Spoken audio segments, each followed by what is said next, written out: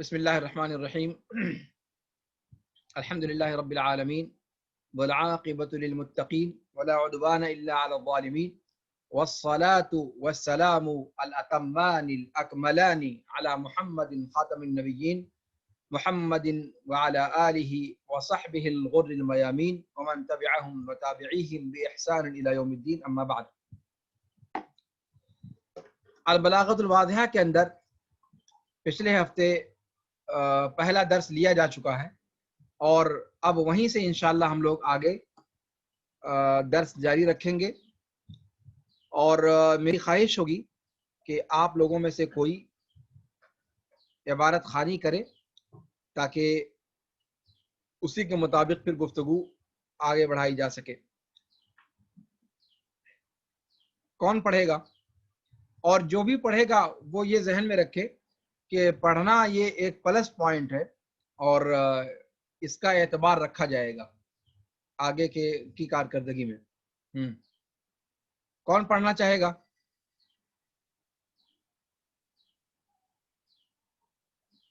کتاب آپ کے سامنے دکھ رہی ہے؟ جی دکھ رہی۔ ہاں، کون پڑھنا چاہے گا؟ عبارت خوانی کرے گا کوئی؟ جی پڑھو۔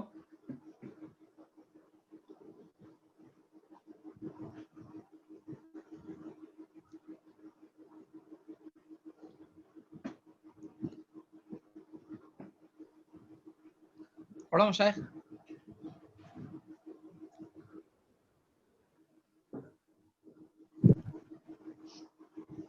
بسم الله الرحمن الرحيم.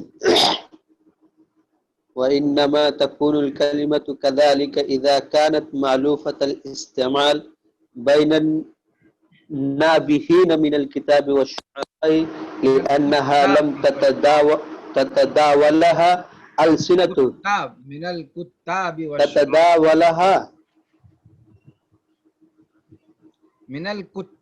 والشعراء لم تتداولها ألسنتهم من الكتاب والشعراء لأنها لم تتداولها ألسنتهم ولم تجربها لم جزم کرتا ہے نا؟ لم تتداولها ألسنتهم ولم تجربها أقلامهم إلا ولم تجربها أقلامهم إلا لمكانها من الحسن باستكمالها جميع ما تقدم من نعوت الجدة وصفات الجمال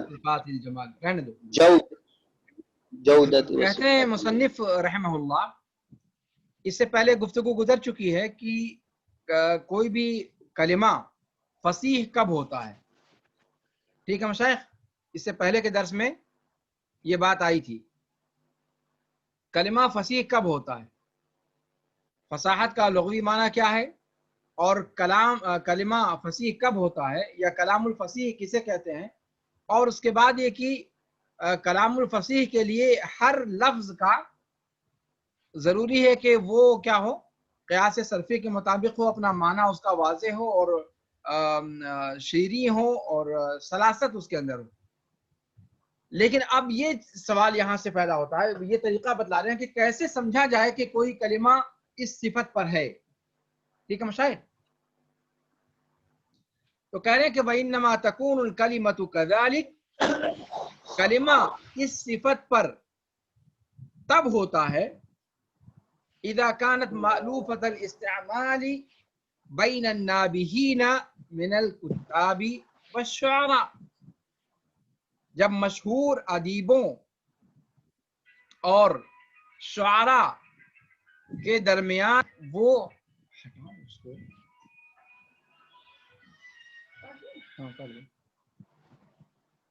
شعراء اور ادبا کے درمیان اس کا استعمال مانوس ہو، تب کلمہ کہا جائے گا کہ یہ فصیح کلمہ ہے، یہ کلمہ قیاس صرفی کے مطابق ہے، اپنے معنی میں واضح ہے، مفہوم ہے، شیریں ہے، سلاست سے متصف ہے۔ یعنی کسی بھی کلمے کے اندر یہ اوصاف کب پیدا ہوں گے؟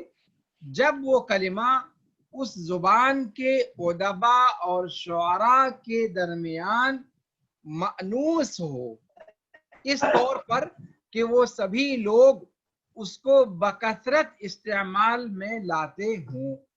ٹھیک ہے.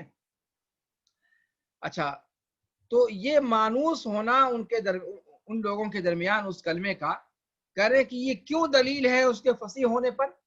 کہتے ہیں لِأَنَّهَا لَمْ تَتَدَاوَلْهَا أَلْسِنَتُهُمْ، اس لیے کہ ان کی زبانوں نے اس کا مداولہ نہیں کیا، اس کا استعمال جاری نہیں رکھا.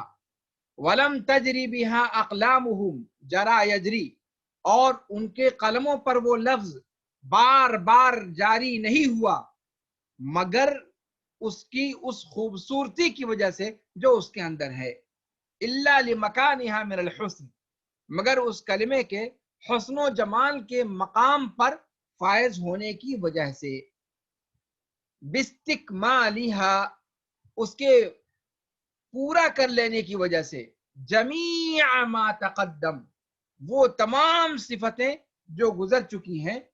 من نعوت الجودت و صفات الجمال، عمدگی کی ساری صفتیں اور جمال، حسن و جمال کی ساری خوبیاں. ٹھیک ہے مشائخ. نعوت نعت کی جمع ہے، معنی ہوتا ہے صفت. الجودہ عمدگی، اور صفات وہی نعوت کے معنی میں، اور الجمال تو معروف ہے. تو کہتے ہیں کہ کوئی بھی کلمہ فصیح ہو، اس کو جاننے کا معیار کیا ہے؟ اگر آپ جاننا چاہتے ہیں تو آپ دیکھیں کہ اس زبان کے مشہور ادبا اور شعراء کے یہاں وہ لفظ بکثرت استعمال میں آیا ہے یا نہیں. اگر بکثرت استعمال میں آیا ہے تو یہ دلیل ہے کہ وہ کلمہ فصیح ہے. کیوں دلیل ہے؟ کہتے ہیں اس لیے دلیل ہے کہ ادبا اور شعراء نے اس کلمے کا استعمال نہیں کیا ہے، اور نہ ان کے قلموں پر وہ کلمہ آیا ہے، مگر اپنے حسن و جمال کی ساری شرائط کو مکمل کر لینے کی وجہ سے. ٹھیک ہے مشائخ. اچھا، اس کے بعد کہتے ہیں والذوق السلیم هو العمدة في معرفة حسن الكلمات وسلاستها وتمييز ما فيها من وجوه البشاعة ومظاهر الاستكراه. کہتے ہیں کہ کسی بھی لفظ کو سن کر کیسے سمجھا جائے کہ یہ لفظ فصیح ہے یا غیر فصیح ہے، اس کا اپنا بھی کوئی معیار تو ہونا چاہیے. ٹھیک ہے، ایک معیار آپ نے بتا دیا کہ ادبا اور شعراء کے ہاں اس کا کثرت استعمال، وہ لفظ مانوس ہو اس طبقے کے اندر. کس طبقے کے اندر؟ ادبا اور شعراء کے طبقے کے اندر. دھیان رکھیے گا، یہاں علماء نہیں کہا ہے، اس لیے کہ علماء حضرات کی زبان حجت نہیں ہوتی. افسوس ہے یہ. تو زبان کے معاملے میں ادبا اور شعراء حجت ہیں، حضرت مولانا، حضرت علامہ، حضرت قاری صاحب نہیں. اس میں مرجعیت ادبا اور شعراء کو حاصل ہے. اچھا، اور پھر یہ بات کہ کیا لفظ کے اندر بھی کوئی ایسی چیز ہوتی ہے جس سے پتہ چلایا جا سکے کہ یہ لفظ سلاست اس کے اندر پائی جاتی ہے، یہ لفظ خوشبورت ہے، حسن اور جمال کے اوصاف اس کے اندر موجود ہیں؟ تو کہتے ہیں کہ صاحب ہاں، یہ فیصلہ ذوق سلیم کر سکتا ہے انسان کا. ادبا اور شعراء کے پاس ایسی کون سی چیز ہوتی جو آپ کے پاس نہیں ہے؟ یہی چیز ذوق سلیم کہلاتی ہے. اسی کو کہتے ہیں ذوق. اور میں نے بلاغہ میں آپ سے شروع میں نے کہا تھا کہ بلاغہ کے اندر منطقی اعتبار سے کوئی معاملہ نہیں چلتا، جیسے نحو کے اندر چلتا ہے یا صحیح یا غلط. اور فنون کے اندر چلتا ہے، لاجیکلی جو عام طور سے کہا جاتا ہے 2 + 2 = 4. بلاغہ میں 2 + 2 = 3 بھی ہوتا ہے اور =5 بھی ہوتا ہے. بلاغہ چونکہ اس کا مدار ذوق کے اوپر ہے، اس کا مدار ذوق کے اوپر ہے، تو کہتے ہیں کہ اچھا، اور اگر بات کہی جائے ذوق کی تو آپ لوگوں کے ذہن میں سوال آئے گا کہ بھئی تو اب کیسے پتا چلے کہ ہم لوگ اتنی بڑی تعداد میں یہاں پر جمع ہیں تو صرف بھیڑ بکری ہیں ہم لوگ، یا ہمارے پاس بھی ذوق سلیم نام کی کوئی چیز ہے؟ تو کتاب کے مصنف رحمہ اللہ نے یا مصنفین رحمہ اللہ نے اس معاملے کو گنجلک نہیں چھوڑا ہے. آگے وہ بتائیں گے کہ آپ خود اپنے آپ کو اس کسوٹی پر پرکھ لو، پتہ چل جائے گا کہ ذوق سلیم آپ کے پاس ہے یا نہیں. لیکن یہ قاعدہ کلیہ ہے کہ بلاغہ کے باب میں ذوق سلیم ہی عمدہ ہے، یہی مرجع ہے، یہی مصدر ہے، یہی حکم ہے، یہی فیصلہ کرنے والا ہے. کہتے ہیں کہ والذوق السلیم هو العمدة في معرفة حسن الکلمات وسلاستها. اچھا،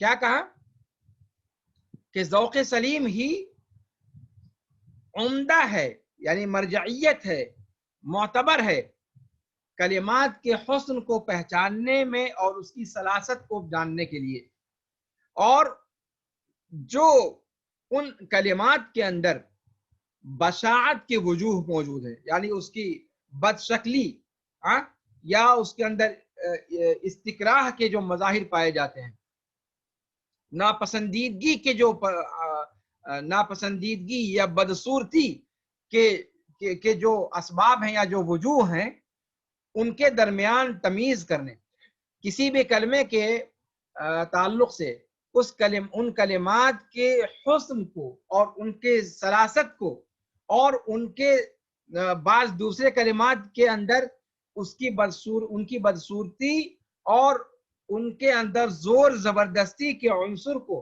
پہچاننے میں سب سے زیادہ قابل بھروسہ چیز کیا ہے؟ ذوق سلیم ہے. یہ ایک دعویٰ ہوا. اب اس دعویٰ کی دلیل کیا ہے؟ کہتے ہیں لأن الالفاظ اصوات، اس لیے کہ الفاظ جو ہیں وہ اصوات کا مجموعہ ہے. الفاظ کیا ہیں؟ الفاظ جیسا کہ آپ لفظ ہی سے ظاہر آپ سمجھ سکتے ہیں. لافاظ، لافاظ پھینکنا. ہاں، لفظ نکلتا کیسے انسان کی زبان سے؟ انسان اپنے اندر سے ایک ہوا، ایک پریشر کے ساتھ باہر کو پھینکتا ہے. وہ ہوا جو انسان کے جسم سے نکلتی ہے، وہ ہواؤں کی کا جو تموج پیدا کرتی ہیں، ہواؤں کی جو لہریں موجود ہیں اس کائنات میں، اس کائنات میں ہواؤں کی لہروں کے اندر جو ارتعاش پیدا ہوتا ہے، جو تموج پیدا ہوتا ہے، یہی تموج جا کر کے آپ کے کانوں سے ٹکراتا ہے، اور پھر اسی ہواؤں کی لہروں کا ارتعاش وہ اللہ رب العالمین کے بنائے ہوئے اس آلے کی مدد سے آپ کے کانوں میں گھس کر پھر اس کی پروسیسنگ ہوتی ہے، اور پروسیسنگ کرنے کے بعد پھر پریشر کے اعتبار سے وہ ہواؤں کو حروف میں تبدیل کرتا ہے، اور پھر حروف سے کلمات مرکب ہوتے ہیں، اور پھر اس طریقے سے انسان سامنے والے کی گفتگو سمجھتا ہے. یہی تو ہوتا ہے. تو الفاظ جو ہیں وہ اصوات ہیں، آواز ہیں، صوت کی جمع اصوات. تو اب یہاں پر بتلا رہے ہیں کہ کیسے ذوق سلیم فیصلہ کرتا ہے کسی کلمے کے تعلق سے کہ وہ کلمہ فصیح ہے یا غیر فصیح ہے. کہتے ہیں کہ بنیادی طور پر آپ چاہے کسی زبان کو سمجھیں یا نہ سمجھیں، مسئلہ سمجھنے اور نہ سمجھنے کا نہیں ہے، مسئلہ آواز کا ہے. مسئلہ کس کا ہے؟ آواز کا ہے. کسی بھی زبان کی بولی ہو, کسی بھی خطے کی بولی ہو, آخر وہ الفاظ کے ذریعے سے منتقل کی جاتی ہے, الفاظ کے ذریعے سے وہ منتقل کی جاتی ہے. اور الفاظ جو ہے وہ اصوات کا مجموعہ ہے. تو اصوات کا جب مجموعہ ہوا تو اس کا مطلب یہ ہے کہ اصوات کو پرکھنے کا سلیقہ آپ کے پاس ہونا چاہیے. اصوات کو پرکھنے کا, آوازوں کو پرکھنے کا سلیقہ آپ کے پاس ہونا چاہیے. اگر آوازیں آپ کے نزدیک ہر آواز ایک ہی درجہ رکھتی ہے تو اس کا مطلب ہے کہ آپ کا ذوق سلیم سڑا ہوا ہے. آپ کے پاس ذوق سلیم نام کی کوئی چیز ہے ہی نہیں. پھر آپ اپنا رخت سفر باندھ لیں, بلاغہ آپ کے پلے پڑنے کی چیز نہیں ہے. کہتے ہیں کہ فَالَّذِي يَطْرَبُ. اب آئیے وہ معیار بتلاتے ہیں کہ آپ چیک کر سکتے ہیں کہ آپ کے یہاں ذوق ہے یا نہیں ہے. پہلی بات. دوسری بات یہ کہ اگر ہے تو عمدہ ہے, سلیم ہے وہ, یا پھر سڑا ہوا ہے. کہتے ہیں کہ فَالَّذِي يَطْرَبُ لِصَوْتِ الْبُلْبُلِ وَيَنْفِرُ مِنْ أَصْوَاتِ الْبُومِ وَالْغِرْبَانِ يَنْبُو سَمْعُهُ عن الكلمة إذا كانت غريبة متنافرة الحروف. یہ ہے قاعدہ کلیہ. مصنفین رحمہم اللہ نے قاعدہ کلیہ دے دیا. کیسے پہچانیں گے کوئی کلمہ حسن اور جمال کے اوصاف سے متصف ہے یا بشاعہ اور استکراہ کے مظاہر اس کے اندر بھرے ہوئے ہیں؟ بدصورتی اور جبر اور اکراہ اور ناپسندیدگی کے مظاہر اس کلمے سے ظاہر ہوتے ہیں. کیسے پتہ چلے گا؟ کہتے ہیں کہ جو شخص بلبل کی آواز سن کر خوش ہوتا ہے, ترنگ میں آ جاتا ہے, ٹھیک ہے مشائخ, الو اور کوے کی آواز سن کر بھڑک اٹھتا ہے, ناپسندیدگی اس کے اندر پیدا ہو جاتی ہے. اب بتائیے, آپ ان میں سے ہیں جن کو کوئل کی آواز, بلبل کی آواز پیاری لگتی ہے, یا ان میں سے ہیں جن کو کوے کی کائیں کائیں, الو کی آواز اور کتوں کا بھونکنا یہ زیادہ اچھا لگتا ہے؟ کس قبیلے سے ہیں آپ لوگ؟ فیصلہ خود کر سکتے ہیں. اگر کوئل اور بلبل کی آواز پیاری لگتی ہے تب اس کا مطلب ہے کہ آپ کے ہاں بلاغہ پڑھنے کا پرمیشن ہے. اور اگر الو اور کووں کی آواز آپ کو پیاری لگتی ہے, اس کو سن کر کے آپ ترنگ میں آتے ہیں, تب پھر بلاغہ آپ پڑھ چکے. ہاں مشائخ, یہ چیز تو فیصلہ کر سکتے ہیں نا آپ. کتے کی آواز, کوے کی آواز, گدھے کی آواز, اگر یہ سب آوازیں آپ کے یہاں پسندیدگی کا درجہ پا رہی ہیں, پھر آپ کو غور کرنا پڑے گا کہ آپ ذوق سلیم تو دور دور تک آپ کے یہاں موجود نہیں. اچھا, یہ چیزیں جو بتلائی جا رہی ہیں یہ انٹرنیشنل ہیں. میں نے بتایا تھا آپ سے کہ یہ مسئلہ عربی زبان کا نہیں ہے, یہ مسئلہ انٹرنیشنل ہے. ظاہر سی بات ہے, بلبل جب بولے گی تو وہ ہندوستان میں اردو میں بولے گی اور سعودی عرب میں جا کر کے عربی میں بولے گی, ایسا تو ہے نہیں. افریقہ میں جائے گی تو کسی افریقن لینگویج میں بولے گی, یورپ میں جائے گی تو انگریزی میں بولے گی, ایسا تو نہیں نہ ہے. بلبل کی جو آواز ہے, کوئل کی جو آواز ہے, وہ تو دنیا کے جس خطے میں چلے جائیے انٹرنیشنل آواز ہے, وہ ہر جگہ ایک ہی آواز. اور یہی معاملہ حضرت کتے کا ہے, حضرت الو کا ہے اور حضرت کوے کا ہے.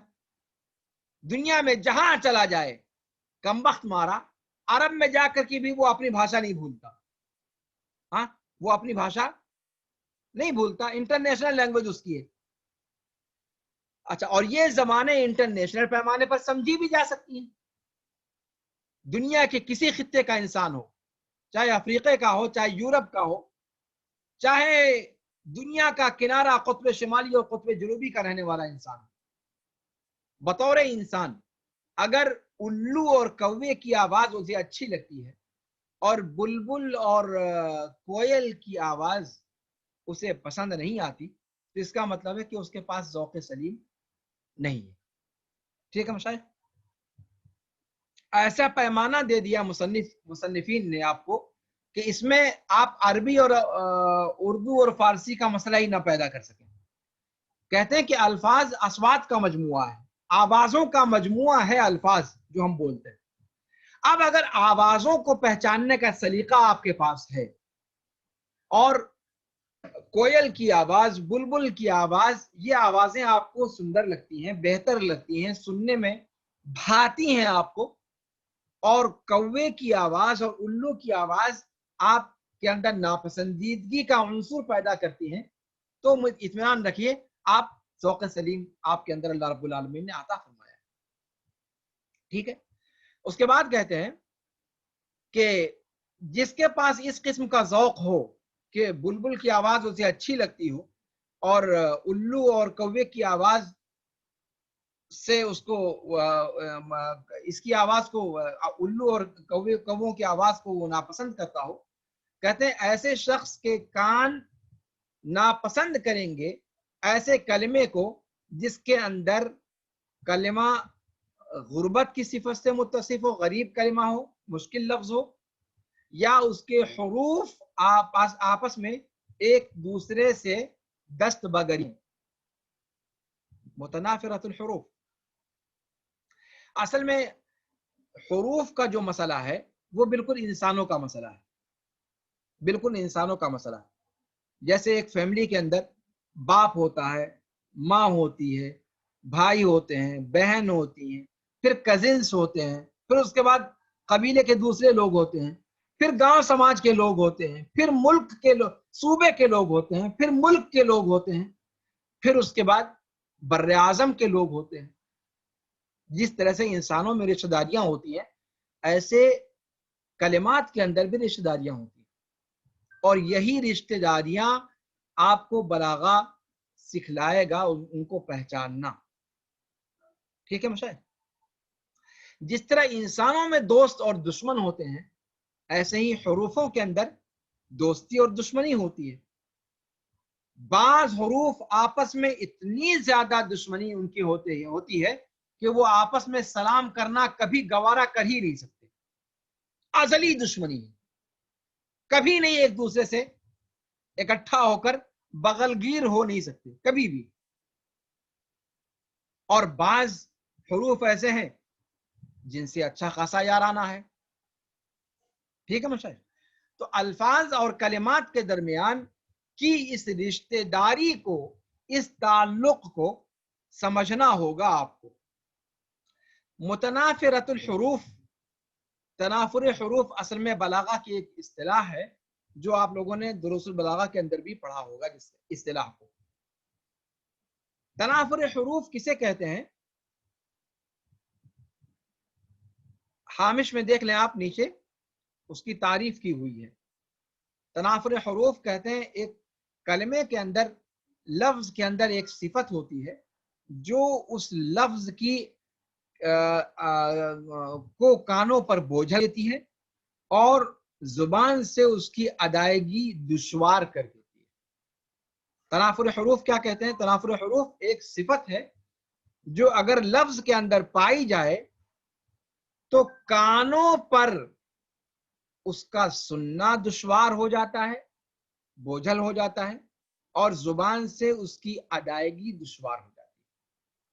لیکن اس بوجھل پن کو پہچاننے کے لیے اور اس دشواری کو جاننے کے لیے کوئی قاعدہ کلیہ نہیں ہے سوائے ذوق سلیم کے. اور وہ ذوق سلیم پروان چڑھتا ہے بلیغوں کی تحریر کو پڑھنے سے اور ان کے اسلوب پر مشق کرتے رہنے سے. ٹھیک ہے مشاہد؟ اب آئیے دیکھتے ہیں تنافر حروف اگر کلمے کے اندر پایا جاتا ہے تو کیسے وہ گرا گزرتا ہے کان کے اوپر اور زبان سے اس کی ادائیگی دشوار ہوتی ہے، اور کیسے یہ فیصلہ کیا جائے گا کہ وہ فصیح ہے یا غیر فصیح ہے۔ مثال دے رہے ہیں، کہہ رہے ہیں کہ الا ترى ان کلمتي المزنة كلمتي المزنة والديمة للسحابة الممطرة. ألا ترى أن كلمتي المزنة والديمة للسحابة الممطرة كلتاهما سهلة عذبة يسكن إليها السمع بخلاف كلمة البعاق التي في معناهما فإنها قبيحة تصك الآذان. مثال کے ذریعے سے بات کو واضح کر رہے ہیں، کہہ رہے ہیں کہ اسی طریقے سے جس طریقے سے بلبل کی آواز کو آپ اچھا سمجھتے ہیں اور الو اور کووں کی آواز آپ کو ناپسند گزرتی ہے، ایسے ہی چونکہ الفاظ بھی اصوات کا مجموعہ ہے، اسی لیے اصوات کے اس مجموعے کو جن کو ہم اور آپ الفاظ کہتے ہیں، اگر اس کو سنتے ہوئے آپ کے کانوں پر گرا گزرتا ہے، آپ کی زبان اس کو ادا کرتے ہوئے دشواری محسوس کرتی ہے، تو آپ سمجھ لیں کہ وہ فصیح نہیں ہو سکتا۔ اب دیکھیے مثال کے طور پر انہوں نے کہا کہ دو کلمے ہیں، ایک ہے مزنتن دیمتن، بول کر دیکھیں، آپ اس کی ادائیگی کریں، بولنے میں بھی ایسا لگتا ہے کہ جیسے پیار سے زبان ہر ایک حرف اگلے والے حرف کی طرف کہتا ہے چل بھیا آگے بڑھ۔ مزنتن دیمتن، ہولے ہولے ادائیگی اس کی ہو جا رہی ہے، ٹھیک ہے۔ مزنا اور دیما کا معنی ہوتا ہے بارش برسانے والا بادل، وہ بدلی جو بارش برسانے والی، بدلیاں کئی طرح کی ہوتی ہیں آپ بھی جانتے ہیں، تو برسنے والے بادل کو مزنا اور دیما کہا جاتا ہے۔ آپ دیکھ رہے ہیں کہ یہ دونوں الفاظ آسان ہیں، شیریں ہیں، کان سن کر سکون پاتا ہے۔ اب اس کے برخلاف آپ کہیں البعاق، کیسا لگ رہا ہے؟ بولنے والا لگ رہا ہے کہ الٹی کر رہا ہے، اور سننے والا لگ رہا ہے کہ اس کے کان پہ کوئی ہتھوڑا مارنے جا رہا ہے۔ لگ رہا ہے ایسا کہ نہیں لگ رہا ہے؟ لگ رہا ہے یا نہیں؟ البعاق، ظاہر سی بات ہے یہ تب جب آپ عربی زبان کے مخارج کو جانتے ہوں گے، اگر آپ مخارج نہیں جانتے ہیں تب پھر آپ کو اس کا اندازہ صحیح طریقے سے نہیں ہوگا۔ البعاق، عین حلق سے، قاف جہوری، البعاق، کلمہ ادائیگی ہی میں لگتا ہے کہ بہت ہی ناپسندیدگی، کہنے والا ناپسند کرے، سننے والا بھی اس کو ناپسند کرے۔ اس کا معنی بھی ہوتا ہے بارش برسانے والا بادل۔ اب آپ کو یہ تینوں کلمہ دے دیا جائے، اس میں سے آپ استعمال کس کو کریں گے؟ اگر آپ البعاق اسے پسند کرتے ہیں، اس کا مطلب ہے کہ آپ کو ذوق سلیم چھو کر نہیں گزرا، اور اگر آپ بارش برسانے والے بادل کے لیے المزنہ اور الدیمہ کا لفظ منتخب کرتے ہیں، اس کا مطلب ہے کہ آپ ذوق سلیم اللہ نے آپ کو عطا فرمایا ہے، ٹھیک ہے نا مشائخ؟ تو کہتے ہیں بخلاف کلمۃ البعاق التي فی معناہما، یہ لفظ بھی انہی دونوں لفظ کے معنی میں ہے۔ کن دونوں لفظ کے؟ یعنی مزنہ اور دیما کے معنی میں۔ اور مزنہ اور دیما کا معنی کیا بتایا؟ السحابۃ الممطرہ، بارش برسانے والی بدلی۔ کہتے ہیں کہ دیکھیے آخری جو لفظ ہے البعاق، کہتے ہیں فإنها قبیحۃ تصک الآذان، انتہائی بدصورت یہ لفظ ہے، کانوں کو ایسا لگتا ہے کہ کانوں پہ کوئی پتھر مار رہا ہو، ہاں، کانوں پر گرا گزر رہا ہے. کہتے ہیں وَأَمْثَالُ ذَلِكَ كَثِيرٌ فِي مُفْرَدَاتِ اللُّغَةِ، اور ایسا عربی زبان کے مفردات میں ڈھیر سارے ایسے کلمات ہیں. تستطيع ان تدركه بذوقك، آپ اپنے ذوق سے اس کا ادراک کر سکتے ہیں، اس کا اندازہ کر سکتے ہیں. ٹھیک ہے مشاہد؟ دیکھیے جو مثال انہوں نے دی ہے المزنہ الدیمہ اور البعاق، بعینی یہ وہی والا معاملہ ہے کہ ایک طرف بلبل کی آواز ہے، ہاں، جو اس کے اندر جو شیرینی ہوتی ہے، جو حلاوت ہوتی ہے، جو ایک ترنگ اس کی آواز میں ہوتا ہے، اور دوسری طرف ہاں کوے کی، الو کی، گدھے کی، کتے کی، معاذ اللہ، ہاں، ان آوازوں کو سن کر کے اچھا خاصا بھلا مانس بھی ہاں وحشت میں مبتلا ہو جاتا ہے. ایسی کریہ اور کرخت آواز ان کی ہوتی ہے.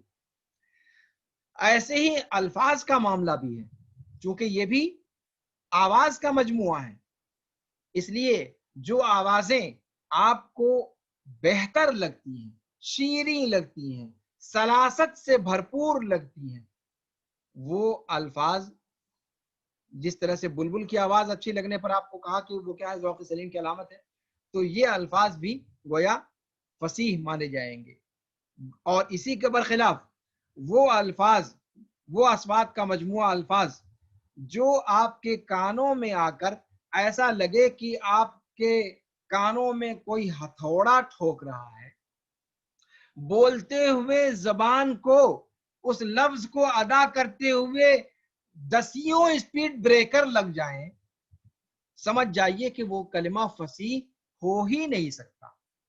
چاہے کوئی کہے یا نہ کہے، ویسے ہی آپ فیصلہ کر سکتے ہیں. جس طرح بلبل کی آواز اور کوے کی آواز میں کسی سے پوچھ کر کے آپ فیصلہ نہیں لیتے، یہی معاملہ یہاں پر بھی ہوگا کہ الفاظ کی ادائیگی کو دیکھ کر کے آپ فیصلہ لے سکتے ہیں کہ یہ کلمہ فصیح ہے یا غیر فصیح ہے. ٹھیک ہے مشائخ؟ اچھا،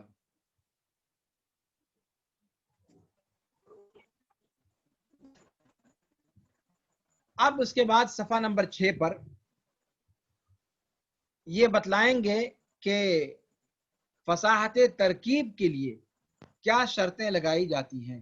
ترکیب کے ابھی تک تو کیا تھا کہ مفرد لفظ، اکیلا لفظ فصیح ہے یا غیر فصیح ہے، اس کو پہچاننے کا ایک سلیقہ یا ایک معیار آپ کو دیا گیا. اب یہاں سے ترکیب کی فصاحت کو پہچاننے کا سلیقہ آپ کو بتایا جائے گا. ٹھیک ہے مشاہد؟ ترکیب کو، اس لیے کہ کلمے کو کلام کو کلام تبھی کہا جاتا ہے جب وہ مفردات کا مجموعہ ایک خاص ترتیب کے ساتھ اس کا ایک اسٹرکچر ہو، ورنہ مفرد الفاظ کوئی معنی نہیں دیتے، مفید معنی نہیں دیتے، جیسا کہ آپ سبھی لوگ جانتے ہیں. تو اس لیے ابھی تک تو مفرد الفاظ کے بارے میں بات ہو رہی تھی. بسا اوقات مفرد الفاظ فصیح ہوتے ہیں، لیکن جب اس کو ترکیب میں رکھیے، جب جملوں کے اندر اس کو رکھیے تو پھر وہ غیر فصیح ہو جاتے ہیں. اس لیے کہ اکیلا رہنے کی شکل میں صرف اس کے اندر دیکھا جاتا ہے کہ وہ فصیح ہے یا غیر فصیح ہے، لیکن جب جملے کے اندر رکھا جائے گا تب دو چیز دیکھنی پڑے گی. ایک تو کہ یہ کہ وہ کلمہ اپنے اندر اس کے جو حروف ہیں وہ حروف کس طریقے سے جوڑے گئے ہیں، یہ پہلی چیز جو اوپر آپ نے دیکھ لی. دوسری چیز جو پلس اس میں اضافہ ہوگا وہ یہ کہ ایک ورڈ ہے یہ، اور جملہ جو ہوتا ہے، سینٹینس جو ہوتا ہے، وہ کئی ورڈز کو ملا کر کے بنتا ہے. تو بقیہ جو ورڈز ہیں ان کے ساتھ اس ورڈ کا تعلق کیسا ہے، اس تعلق کی بنیاد پر فصیح اور غیر فصیح کا فیصلہ کیا جائے گا. جب تک تنہا ہے کوئی مسئلہ نہیں، تنہا بنیاد پر آپ نے کہہ دیا کہ یہ لفظ فصیح ہے، یہ غیر فصیح ہے. لیکن ترکیب کے اندر کوئی فصیح لفظ ترکیب کے اندر ہو اور پھر بھی فصیح ہو، یہ کوئی ضروری نہیں ہے. اسی کی بات انشاءاللہ ہم لوگ اگلے درس میں دیکھیں گے کہ ترکیب کی فصاحت کے لیے کیا کیا شرطیں لگائی جاتی ہیں. ٹھیک ہے مشائخ؟ ویسے یہ سارے دروس آپ دروس البلاغہ کے اندر پڑھ چکے ہیں. میں چاہوں گا کہ تیزی کے ساتھ اس کو نپٹا کر کے انشاءاللہ اصل کتاب کی طرف ہم لوگ آگے بڑھیں، اس لیے کہ مقدمہ اچھا خاصا وقت لے لیتا ہے. تو انشاءاللہ اس کو مختصر انداز میں نپٹانے کی کوشش کریں گے. ھذا وصلی اللہ وسلم علی نبینا محمد وعلی آلہ وصحبہ اجمعین. اگر کوئی سوال ہو تو آپ سوال کر سکتے ہیں.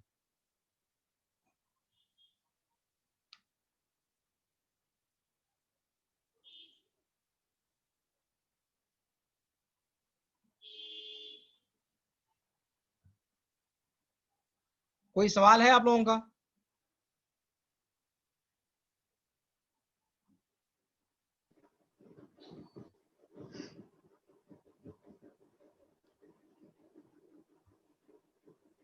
شیخ ایک جگہ آپ نے کہا کہ